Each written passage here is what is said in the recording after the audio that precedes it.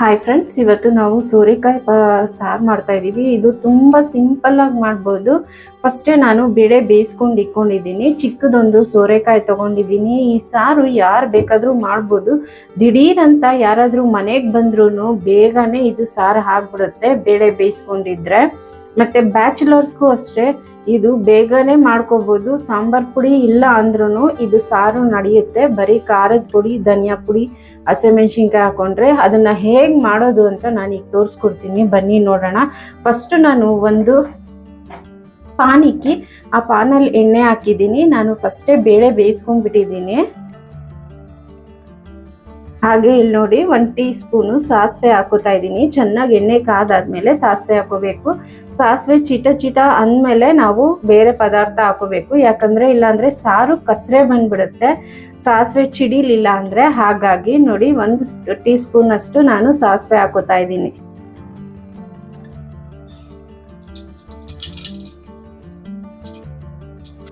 ಈಗ 2 ಹಸಿಮೆಣಸಿನ್ಕಾಯಿ ಹಾಕೋತಾ ಇದ್ದೀನಿ. ಅದು ಚಿಡಿಯುತ್ತೆ, ಹಾಗಾಗಿ ಲಿಡ್ ಮುಚ್ಚೋಣ. ಅದು ಸಡನ್ ಆಗಿ ಮುಖಕ್ಕೆ ಚಿಡಿದು ಬಿಡುತ್ತೆ. ಹಾಗಾಗಿ ನಾನು ಯಾವಾಗಲೂ ಅಷ್ಟೇ ಕರಿಬೇವಿನ ಸೊಪ್ಪು, ಹಸಿಮೆಣಸಿನ್ಕಾಯಿ ಹಾಕೋವಾಗ ಲಿಡ್ ಮುಚ್ಚುತ್ತೀನಿ. 3 ಕಡ್ಡಿಯಷ್ಟು ಕರಿಬೇವಿನ ಸೊಪ್ಪು ಎತ್ಕೊಂಡಿದ್ದೀನಿ.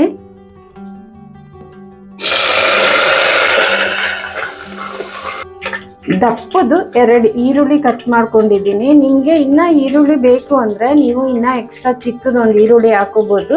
ಟೇಸ್ಟ್ ತುಂಬಾನೇ ಚೆನ್ನಾಗಿರುತ್ತೆ. ನಾನು ದಪ್ಪದು 2 ಈರುಳ್ಳಿ ತಗೊಂಡಿದ್ದೀನಿ. ಯಾಕಂದ್ರೆ ಸೌರೆಕಾಯಿ ಚಿಕ್ಕದಿದೆ, ಹಾಗಾಗಿ 2 ದಪ್ಪದ ಈರುಳ್ಳಿ ಹಾಕೊಂಡಿದ್ದೀನಿ. ಈಗ ಈರುಳ್ಳಿನೂ ಸೇರಿಸ್ಕೊಳ್ಳೋಣ. ಈರುಳ್ಳಿನೂ ಸೇರಿಸ್ಕೊಂಡು ಚೆನ್ನಾಗಿ ಫ್ರೈ ಮಾಡ್ಕೊಳ್ಳೋಣ.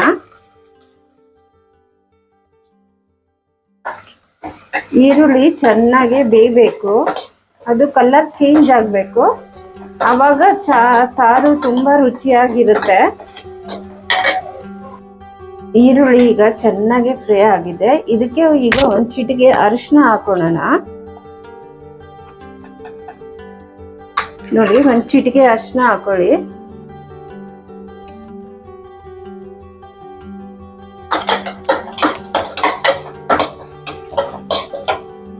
ಈಗ ನಾನು 3 ಟೊಮೊಟೊ, ನಾಟಿ ಟೊಮೊಟೊ ತಗೊಂಡಿದ್ದೀನಿ.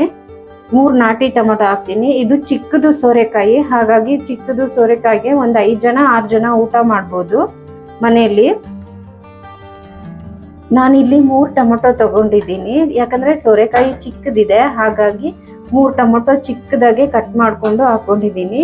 ಇದು ಇದರಲ್ಲೇ ಫ್ರೈ ಮಾಡ್ತೀವಲ್ಲ ಈರುಳ್ಳಿ, ಅದರಲ್ಲೇ ಚೆನ್ನಾಗಿ ಬೇಯಿಸ್ಕೊಳ್ಳಿ. ತುಂಬ ಟೇಸ್ಟ್ ಚೆನ್ನಾಗಿರುತ್ತೆ. ಯಾರಾದರೂ ಸರಿ ದಿಢೀರ್ ಅಂತ ಇದು ಸಾರು ಮಾಡ್ಕೋಬೋದು ನಾವು. ತುಂಬ ಟೇಸ್ಟ್ ಆಗಿರುತ್ತೆ. ಮುದ್ದೆಗೆ, ಚಪಾತಿಗೆ ಎಲ್ಲ ತುಂಬ ಚೆನ್ನಾಗಿರುತ್ತೆ ಟೇಸ್ಟು. ಇದನ್ನ ಈಗ ಚೆನ್ನಾಗಿ ಫ್ರೈ ಮಾಡ್ಕೊಳ್ಳೋಣ. ಟೊಮೊಟೊ ಚೆನ್ನಾಗಿ ಬೇಯಿಸ್ಕೊಳ್ಳೋಣ. ಅದು ಎಣ್ಣೆ ಬಿಟ್ಕೋಬೇಕು, ಸೈಡಲ್ಲೆಲ್ಲ ಎಣ್ಣೆ ಬಿಟ್ಕೊಳುತ್ತೆ. ಅಲ್ಲಿವರೆಗೂ ನಾವು ಚೆನ್ನಾಗಿ ಬೇಯಿಸ್ಕೊಳ್ಳೋಣ.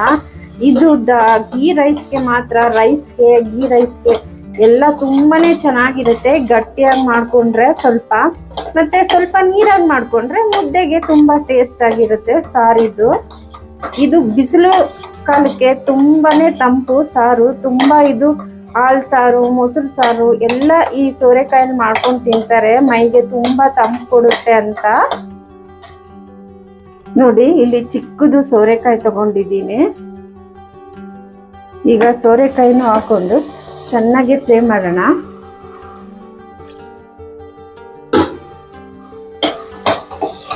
ಆದಷ್ಟು ಚಿಕ್ಕದಾಗಿ ಕಟ್ ಮಾಡ್ಕೊಳ್ಳಿ, ಯಾಕಂದ್ರೆ ಬೇಯಕ್ಕೆ ಕಷ್ಟ ಆಗುತ್ತೆ. ಮತ್ತೆ ಸೋರೆಕಾಯಿಗೂ ಅಷ್ಟೇ ಸಿಪ್ಪೆ ಲೈಟಾಗೆ ತಕ್ಕೊಳ್ಳಿ, ಅವಾಗ ತುಂಬಾ ಚೆನ್ನಾಗಿರುತ್ತೆ ಟೇಸ್ಟು. ನಾವು ಹಾಗೆ ತಿನ್ಬೋದು. ಸಿಪ್ಪೆ ಎಲ್ಲ ಮಕ್ಕಳು ತೆಗಿಯಲ್ಲ, ಹಾಗೆ ತಿಂತಾರೆ. ಮತ್ತೆ ಟೇಸ್ಟು ತುಂಬಾ ಚೆನ್ನಾಗಿರುತ್ತೆ. ಚಿಕ್ಕದಾಗಿ ಕಟ್ ಮಾಡ್ಕೊಂಡ್ರೆ ಬೇಯಕ್ಕೂ ಸುಲಭ ಆಗುತ್ತೆ, ಬೇಗ ಬೇಯುತ್ತೆ. ಈಗ ಒಂದು ಸ್ವಲ್ಪ ಉಪ್ಪು ಆ್ಯಡ್ ಮಾಡೋಣ. ಈಗ ಸೋರೆಕಾಯಿಗೆ ಎಷ್ಟು ಉಪ್ಪು ಬೇಕೋ ಅಷ್ಟು ಮಾತ್ರ ಹಾಕೊಳ್ಳೋಣ. ಮಿಕ್ಕಿದ್ದು ಆಮೇಲೆ ಟೇಸ್ಟ್ಗೆ ತಕ್ಕಂತೆ ಆಮೇಲೆ ಮತ್ತೆ ಹಾಕೊಳ್ಳೋಣ ನಾವು ಉಪ್ಪು. ಯಾಕಂದ್ರೆ ಸೋರೆಕಾಯಿಗೆ ಉಪ್ಪು ಹಿಡಿಬೇಕಲ್ಲ, ಹಾಗಾಗಿ.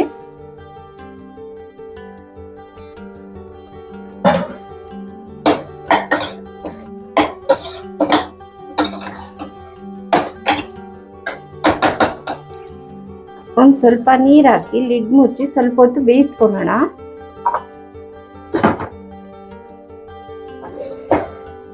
ಈಗ ನೋಡಿ ನೀರೆಲ್ಲ ಡ್ರೈ ಆಗ್ಬಿಟ್ಟಿದೆ. ಈಗ ಸ್ವಲ್ಪ ಮಸಾಲೆ ಆ್ಯಡ್ ಮಾಡ್ಕೊಳ್ಳೋಣ. ಅದಕ್ಕೆ 1 ಟೀ ಸ್ಪೂನ್ ಅಷ್ಟು ಖಾರದ ಪುಡಿ ಹಾಕೋತಾ ಇದ್ದೀನಿ. ಹಸಿಮೆಣಸಿನ್ಕಾಯಿನೂ ಹಾಕಿದೀವಿ, ಹಾಗಾಗಿ ಖಾರ ನೋಡ್ಕೊಂಡು ಹಾಕೊಳ್ಳಿ. ಈಗ 1 ಟೀ ಸ್ಪೂನ್ ನಾನು ಖಾರ ಹಾಕ್ತಾ ಇದ್ದೀನಿ, ಬರೀ ಖಾರದ ಪುಡಿ.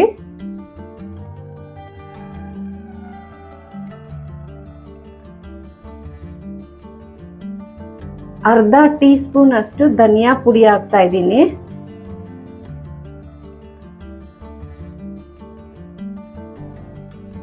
ಅರ್ಧ ಟೀ ಸ್ಪೂನ್ ಅಷ್ಟು ಸಾಂಬಾರ್ ಪೌಡರ್ ಹಾಕ್ತಾ ಇದ್ದೀನಿ. ನಿಮ್ಮ ಹತ್ರ ಇದ್ರೆ ಹಾಕಿ, ಇಲ್ಲ ಅಂದ್ರೆ ಬೇಡ.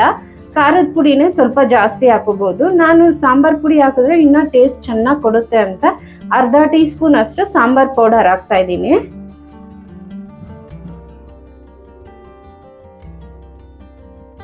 ಈಗ ಇದನ್ನ ಚೆನ್ನಾಗಿ ಮಿಕ್ಸ್ ಮಾಡ್ಕೊಳ್ಳೋಣ.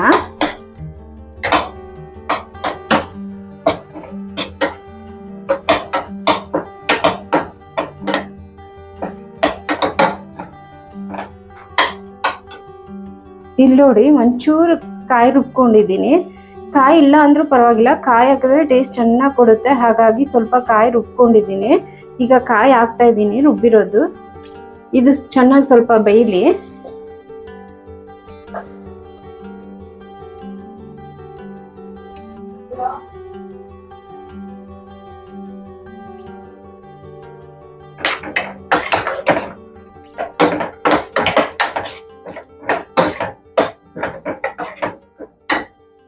ಫಸ್ಟೇ ಬೇಳೆ ಬೇಯಿಸ್ಕೊಂಡಿದ್ದೀನಿ ಅಂದಲ್ಲ, ಆ ಬೇಳೆನೂ ಇವಾಗ ಹಾಕ್ಬಿಟ್ಟು ಚೆನ್ನಾಗಿ ಬೇಯಿಸ್ಕೊಳ್ಳೋಣ. ಉಪ್ಪು ಟೇಸ್ಟ್ ನೋಡ್ಬಿಟ್ಟು ಇವಾಗಲೇ ಉಪ್ಪು ಆ್ಯಡ್ ಮಾಡ್ಕೊಳ್ಳಿ.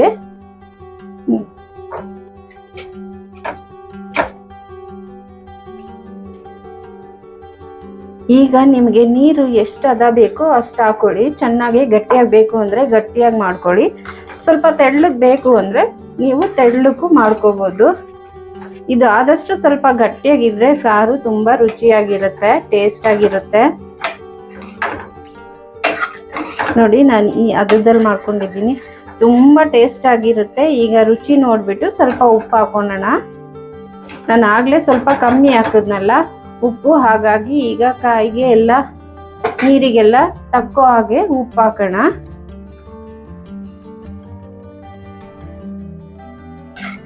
ಈಗ ಚೆನ್ನಾಗಿ ಮಿಕ್ಸ್ ಮಾಡಿ ಸಾರನ್ನ ಚೆನ್ನಾಗಿ ಕುದಿಸ್ಕೊಳ್ಳೋಣ. ಈಗ ಸಿಮ್ಮಲ್ಲಿ ಇಟ್ಬಿಟ್ಟು ಯಾವಾಗಲೂ ಅಷ್ಟೇ ಸಾರನ್ನ ಕುದಿಸಿದ್ರೆ ಟೇಸ್ಟ್ ಜಾಸ್ತಿ ಆಗುತ್ತೆ. ಹಾಗಾಗಿ ನಾವು ಸಿಮ್ಮಲ್ಲಿ ಇಟ್ಬಿಟ್ಟು ಈಗ ಸಾರನ್ನ ಕುದಿಸ್ಕೊಳ್ಳೋಣ. ಸ್ವಲ್ಪ ಬೆಲ್ಲ ಹಾಕ್ತಾ ಇದ್ದೀನಿ. ಬೆಲ್ಲ ಹಾಕಿದ್ರೆ ಟೇಸ್ಟಿ ಸಾರ್ದು ಚೇಂಜ್ ಆಗುತ್ತೆ. ಹಾಗಾಗಿ ಸ್ವಲ್ಪ ಬೆಲ್ಲ ಆ್ಯಡ್ ಮಾಡ್ಕೋತಾ ಇದ್ದೀನಿ. ಸಾರು ಕುದಿಯೋವಾಗ ಉಕ್ಕಬಾರ್ದು ಅಂದ್ಬಿಟ್ಟು ಸಾರು ಸೋಟು ಅಡ್ಡ ಇಕ್ಕಿದೆ. ನೋಡಿ ಈಗ ಸಾರು ಕುದೀತಿದೆ. ಈ ಸಾರು ಒಂದ್ಸತಿ ಟ್ರೈ ಮಾಡಿ ನೋಡಿ, ತುಂಬಾನೇ ಚೆನ್ನಾಗಿರುತ್ತೆ. ಈ ರೆಸಿಪಿ ಏನಾದರೂ ನಿಮ್ಗೆ ಇಷ್ಟ ಆದರೆ ಲೈಕ್ ಮಾಡಿ, ಶೇರ್ ಮಾಡಿ, ಸಬ್ಸ್ಕ್ರೈಬ್ ಮಾಡಿ. ಸಾರು ಚೆನ್ನಾಗಿ ಕುದ್ದಿದೆ ಮತ್ತೆ ಸೋರೆಕಾಯಿ ಎಲ್ಲ ಚೆನ್ನಾಗಿ ಬೆಂದಿದೆ. ಈ ಸಾರು ನೀವು ಒಂದ್ಸತಿ ಟ್ರೈ ಮಾಡಿ ನೋಡಿ. ನಿಮ್ಗೆ ಇಷ್ಟ ಆದರೆ ಕಮೆಂಟ್ ಮಾಡಿ, ಮತ್ತೆ ಲೈಕ್ ಮಾಡಿ, ಶೇರ್ ಮಾಡಿ, ಸಬ್ಸ್ಕ್ರೈಬ್ ಮಾಡಿ.